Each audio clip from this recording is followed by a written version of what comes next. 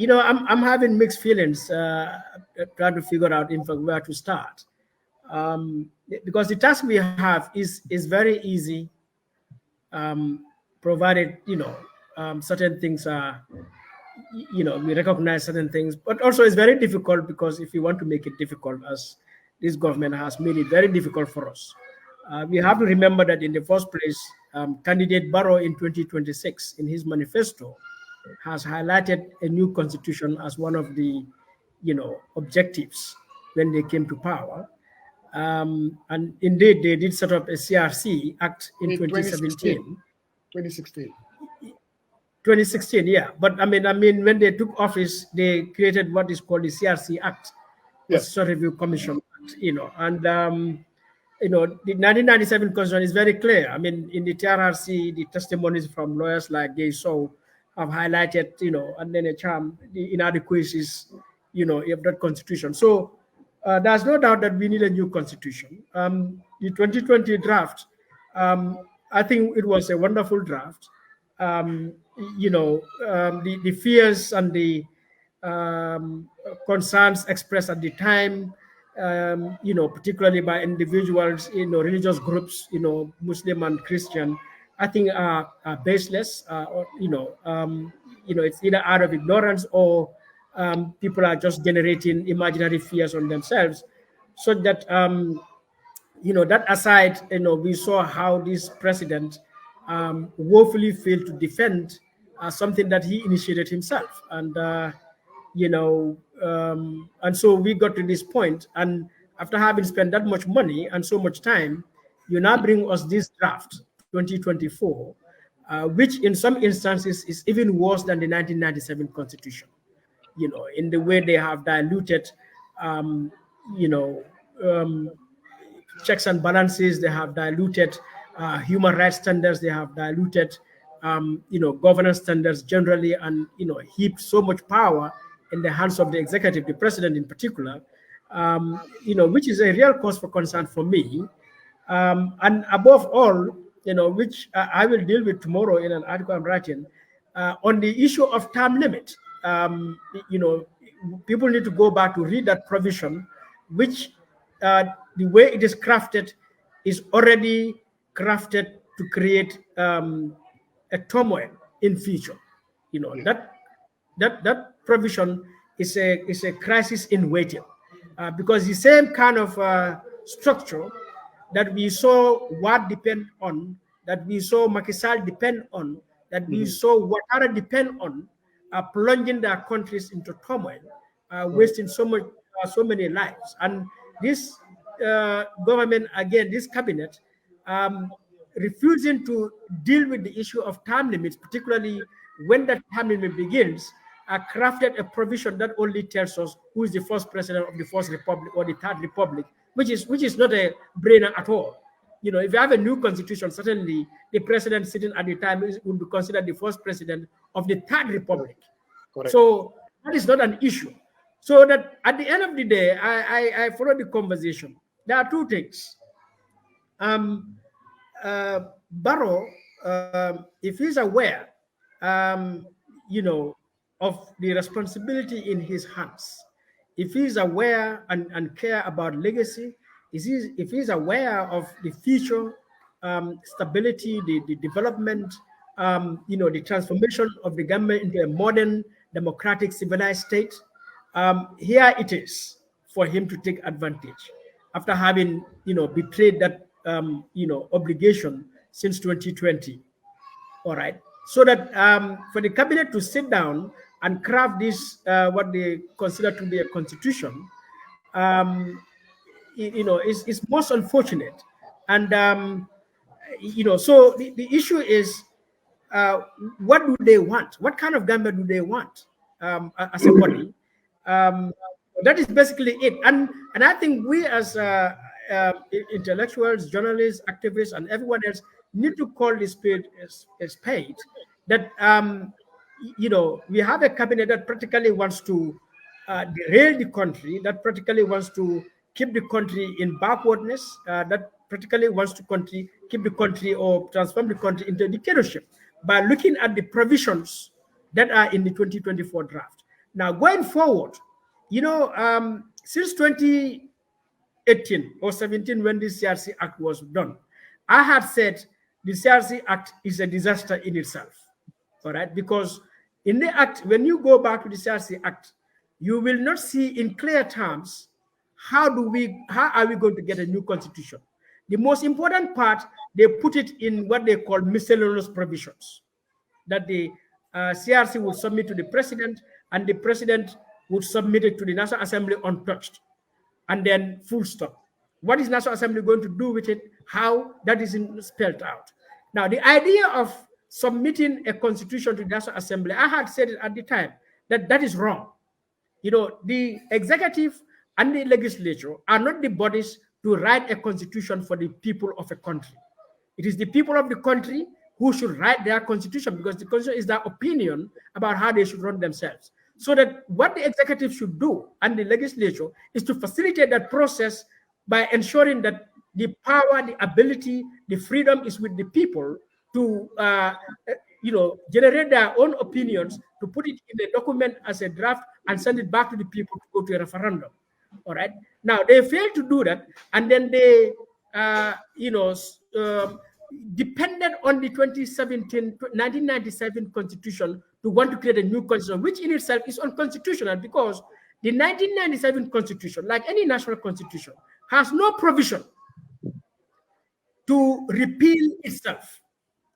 Under section 226 of the 1997 constitution, all the provisions I are talking about is about how do you amend the 1997 constitution, either by repealing certain provisions or changing provisions and so on. But there's no provision that talks about repealing 1997 constitution. Therefore, if you want to depend on the 1997 constitution to repeal the 1997 constitution, by the standards of 1997 constitution itself, that is unconstitutional.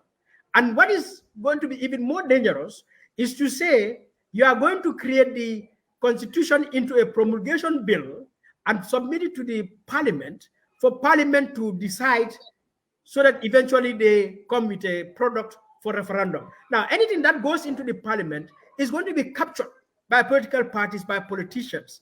So there'll be party capture. So if you could recall, in 2020, I was one of the voices that were telling the MPs, don't touch our constitution. All right? Just pass it on so that it goes to the IEC. We have a referendum on it. Governments decide.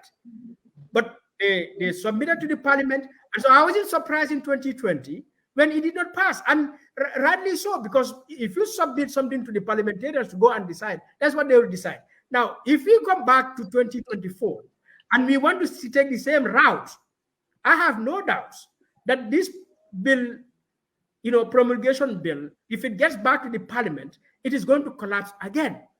So the way forward really is for somebody to tell Barrow and his Attorney General and Minister of Justice, Dauda Jallow, and the entire cabinet, that if you truly want to build a constitution for this country, there's a different process we need to take. And that is, how do we establish somebody, a body, an entity, you can call it Constituent Assembly or, a national consultative body or whatever body name you call it, and submit this draft to that group. The religious groups, the civil society, the professional groups, the political parties, government representatives, everyone in that body, representative of the nation, so that they review this draft, with support from an expert committee like the CRC committee, the experts we have in the CRC, to put it into the proper language, so that when we agree on that constitution, that draft constitution would be something we would submit now to the IEC to conduct a referendum. Now, if you look at the 24 draft, or if you look at the 2020 draft, and even the 1997, when it was a draft, you'll have a provision there, transitional provisions, that upon coming into force of this constitution, the current constitution is hereby repealed. Because only the people can repeal their constitution. The National Assembly cannot repeal our constitution. The president cannot repeal our constitution. So the only people who can repeal our constitution is the people themselves. Because the constitution is the property and the imagination and the opinion of the people. So it's the people who said we are going to be ruled by this constitution. And it's the people who can say, we will now throw away this constitution and we are now creating a new constitution. So the role of the executive and the assembly is how do you facilitate that?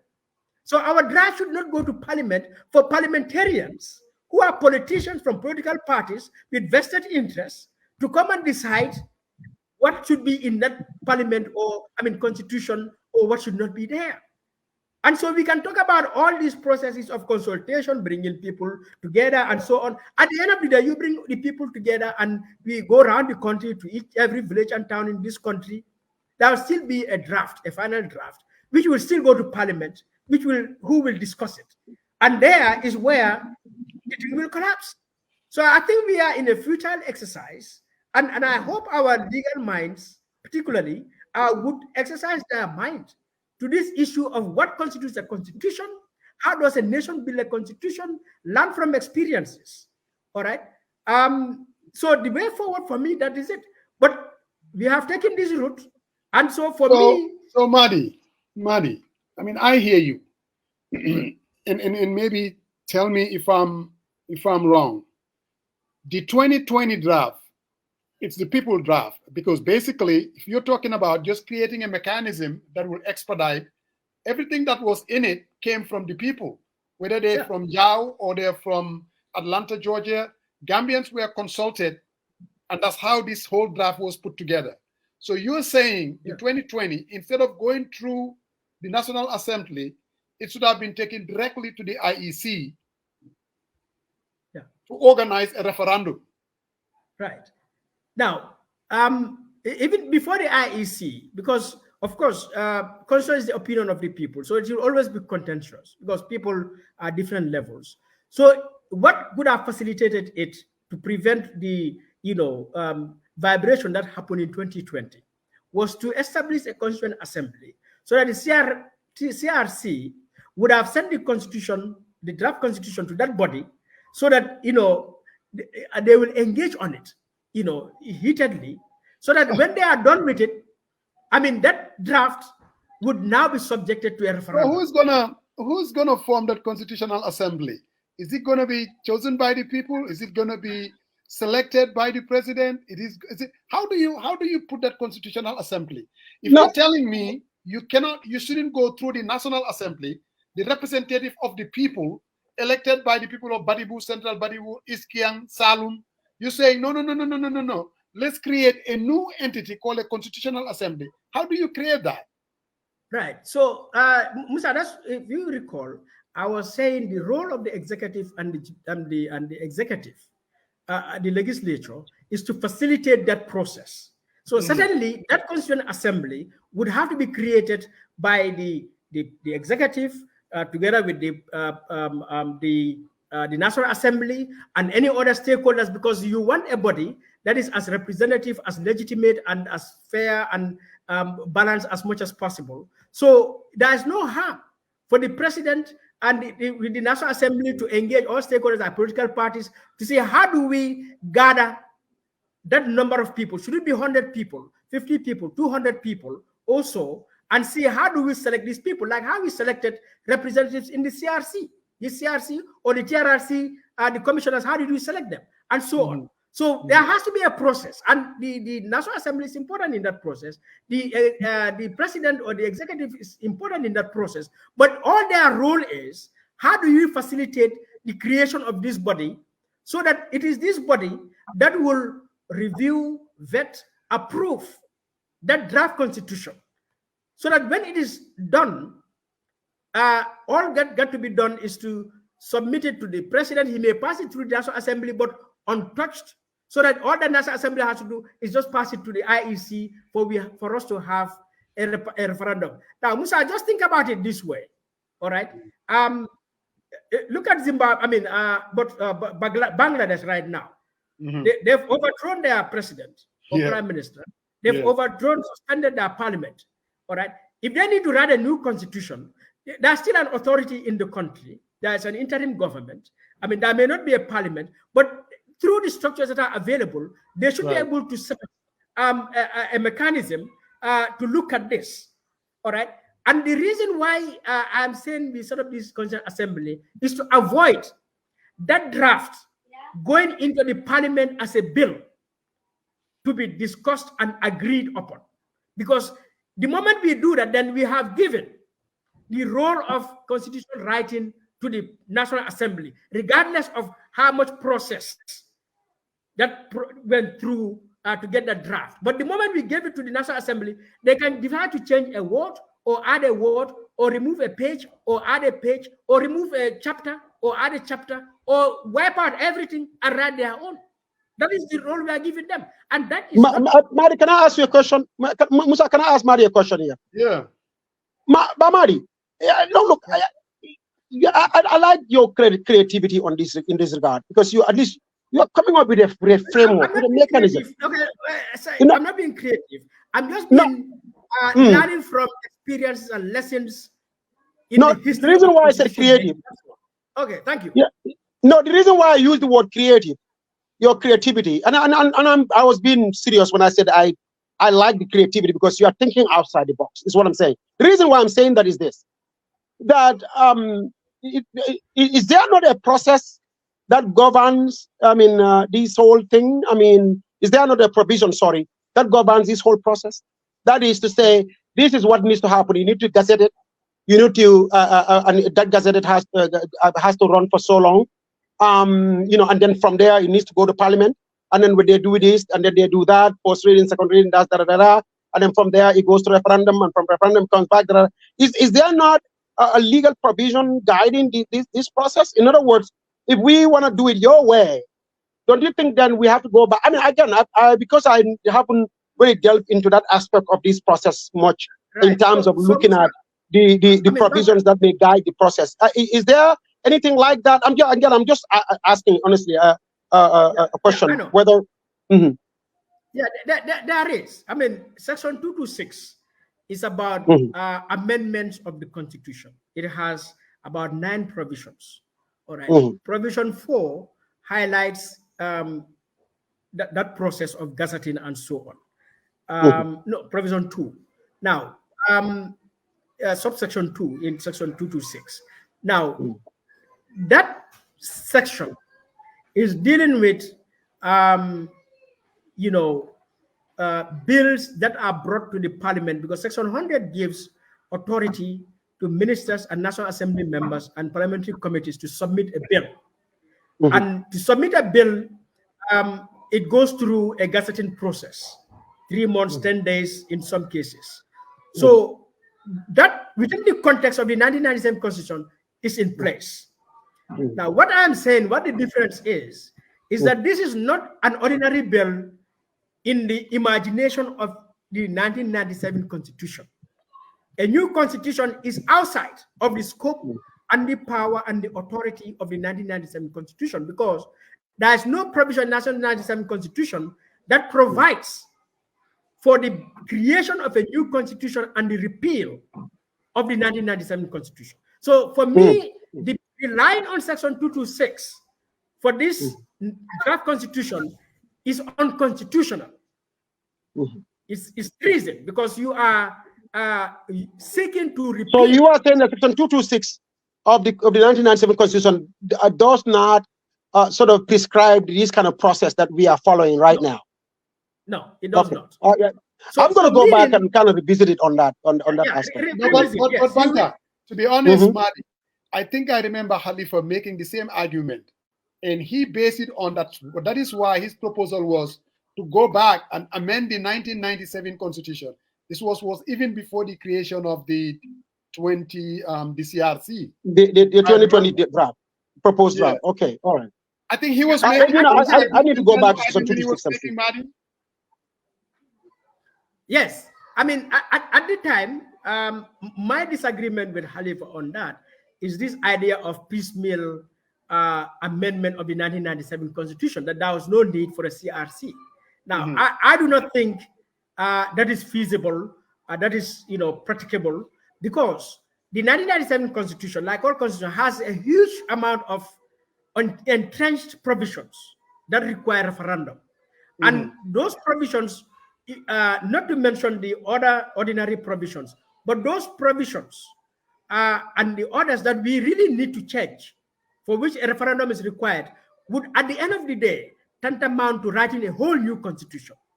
So for me, it is not uh, feasible, and it's not necessary for us to do a piecemeal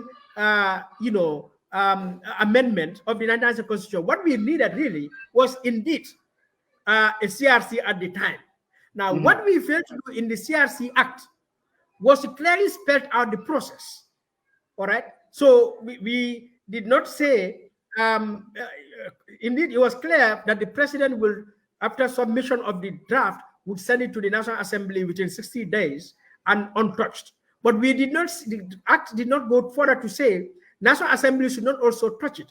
And for me, where I would have branched off is to say not for the president to send it to the National Assembly, but rather submit it to the National Assembly. The president, with the National Assembly and any other stakeholder, will now constitute a constituent assembly so that that assembly would now review this draft to get to approve, so that we address all the concerns of religious people, traditional people, professionals, human rights issues, governance issues, because people have so many things about it, so that they come to a consensus. And when they agree with that draft now approved by that Constituent Assembly may be taken to the National Assembly just to be endorsed and then to be sent to the IEC to do a referendum. By now, we would have had a constitution, but that would be contingent on whether that political will existed in Barrow and his team, because we saw during that time how through snippets from the Standard newspaper coming out of cabinet to say, they don't agree with a lot of provisions in that constitution. And we saw Barrow never supported it. When the CRC submitted the draft to him, he never made a public statement about it. When he submitted to the National Assembly, he never made a public statement about it. When the National Assembly crashed the draft, he never made a public statement about it. And that is serious, because something like a national constitution, given our history and experience, one would have thought the day the CRC submitted that draft to the president, he would make a national address to highlight the significance of the process, of the moment, to thank Gambians and the CRC for the huge work that has been done. That never happened. And until today, the president has not made any public statement to respond to the CRC and that 2020 draft. So the political will wasn't there. And for me, probably that explains why we had a very diluted, very weak, problematic CRC Act. And that is why we are here today. Yeah, but Madi, now we are where we are now at this point right now. There are a lot of things that happened in the past that many people decried, and for all the right reasons too. But currently, right now, as it states, as it is, and even in light of some of the suggestions you are making with how the process should have been conducted, and it's not conducted that way anyway. What I am saying is that now that it's in the hands of the parliament, I mean, we are way ahead of ourselves, it seems then. What do you think needs to happen at this point right now? Because I mean, now many people are railing against what the government has done, that is take some provisions out, do this or do that, or do this and do that. Now, a lot of people are decrying that. How do we move more forward from here? How? I think from here, forums like this are important. I think citizens should really engage. I hear people say, and ECOWAS said in their statement, there is no perfect constitution. I don't know what does that mean. Or who is looking for a perfect constitution, whatever perfect constitution means. But I don't think me as a citizen, and I respect all of you as citizens, should sit here because of our dislike for the 1997 constitution or our fears about anything. We should just accept any constitution. So I think citizens should engage to make sure, since we have this, it's in our hands now, to look at it critically, deeply, and we highlight what needs to be kept there, what needs to be removed, what needs to be added. But above all, I think once again, an opportunity has been presented to Barrow, all right, after all the mishaps. Now that he has submitted this to be gazetted and it is going to Parliament in a matter of months, can he now come out and face Gambians and convert Gambians, as political parties, as CSOs, as religious bodies and traditional groups, and so on, to bring us together to say, look, uh, let's create the Gambia we want, and let us be ready to, speak from that perspective, out of hate. I mean, outside of hate and all these things. Now, does he have the courage and the honesty to do that? I think that is what I would advise him to do, to come out and tell Gambians the deletions and the changes. Those who checked the necessary things said over 2,000 deletions and changes in the 2020 draft. Can you come out and tell us what are your justifications, your reasons for example, the 2020 draft removed nominated members from the Constitution. 2024, you brought it back. All right? Not just bring it back, but you even give yourself power to dismiss nominated members. Can you give us a justification as to the reason why you want to do that? Now, you go to human rights. The 1997 Constitution says, if I am arrested, I should be told in the language I understand within 3 hours why I'm arrested. Yeah, why you are arrested, yes. Now, you go to 2024 draft. I believe that's section 19. Yeah, section 19. So you go to the 2024 draft. You completely remove that 3-hour limit. Not just that. The 2020 draft says if you are arrested within 48 hours, you should be taken to court or released. Now, 2024, you rejected that and went back to, 2020, 1997 says within 72 hours. You rejected the 72 hours and, the 48 hours and went back to the 72 hours. 72 hours. So what is the justification for that? You look at other things like education, right to education. Section 30 in the 1997 Constitution. It says progressively we will make sure there is free secondary education and free tertiary education. You remove that. No, basic. Right? So the examples are there.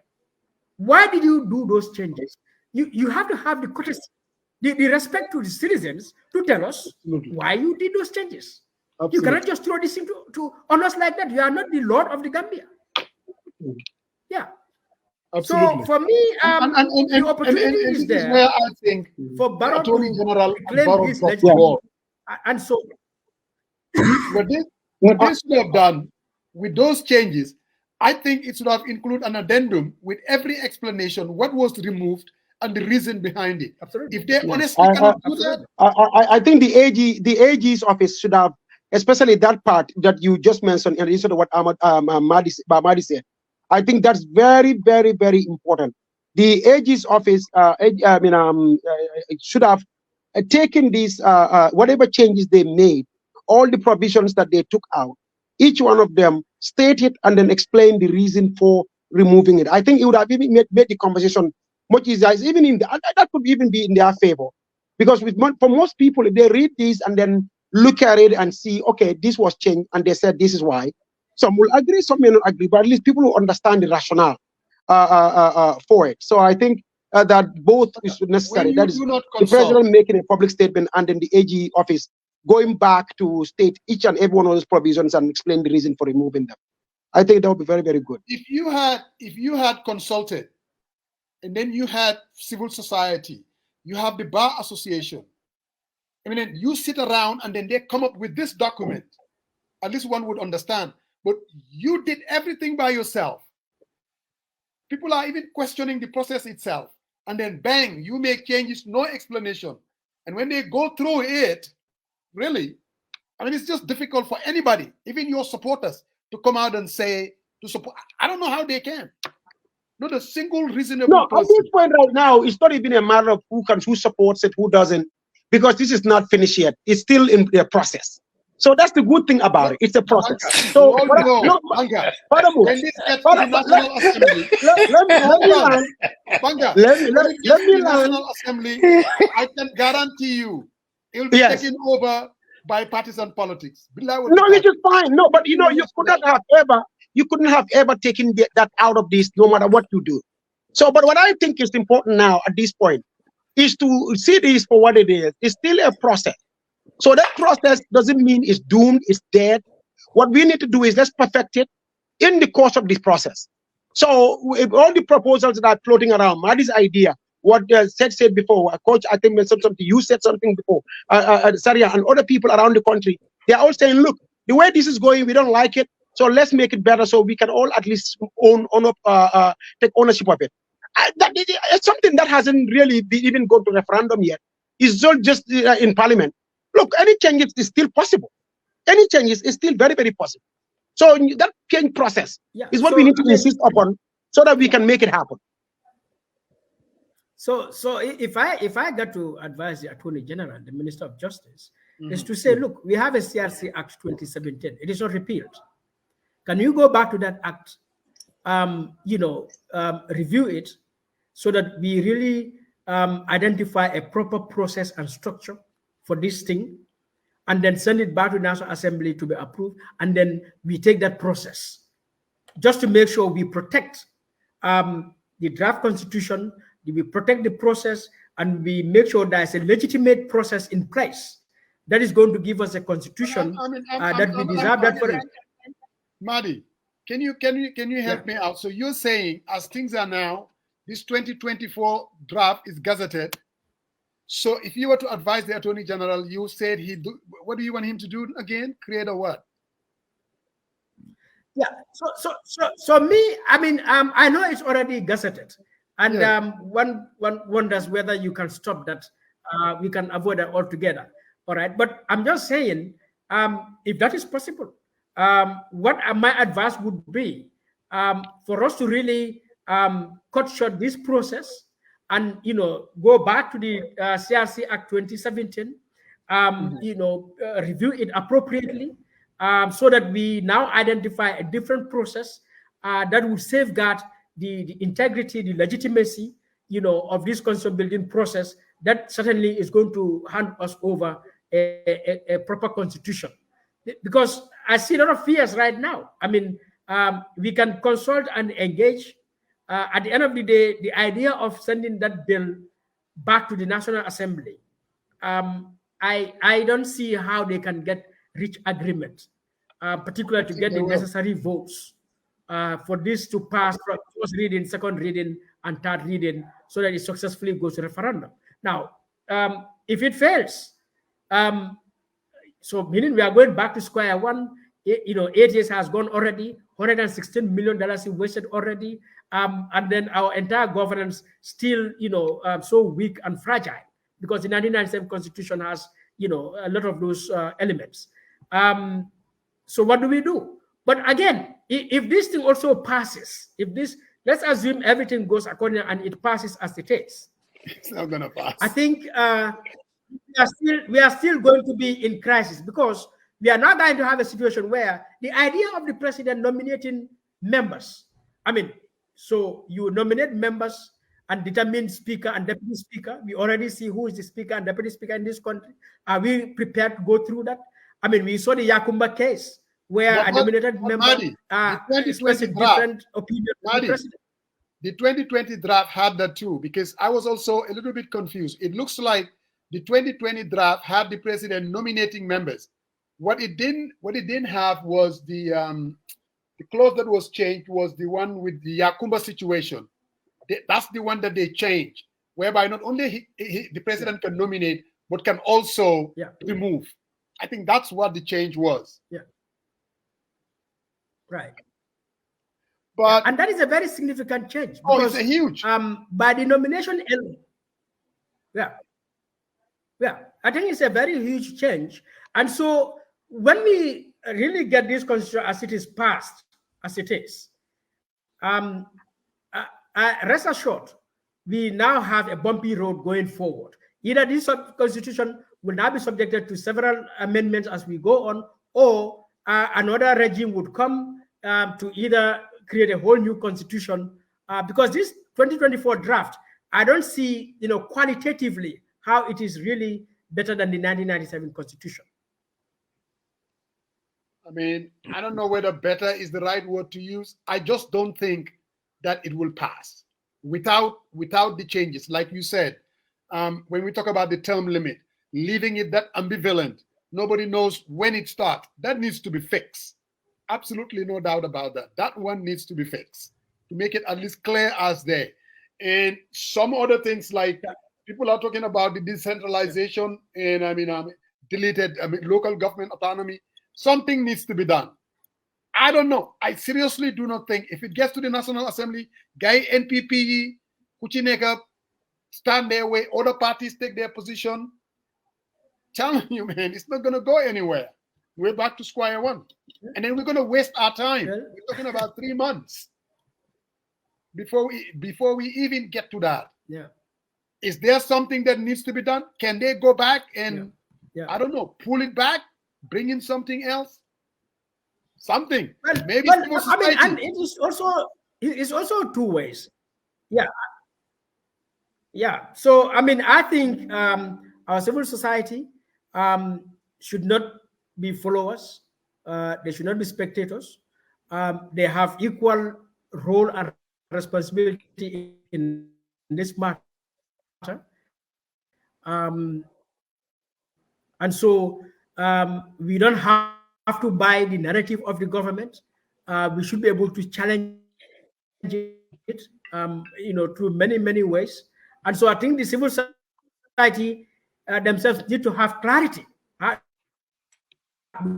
People have the clarity, the understanding, of issues of what's at stake and so on. So so that they take a position to have the means to reverse the government, or make the government reverse. The political party similarly. I know there is so much distrust and lack of communication and so on between the political parties, but they have something called the interparty committee. Are they just going to sit there just to be receiving, all right, just to be spectators or just to be followers?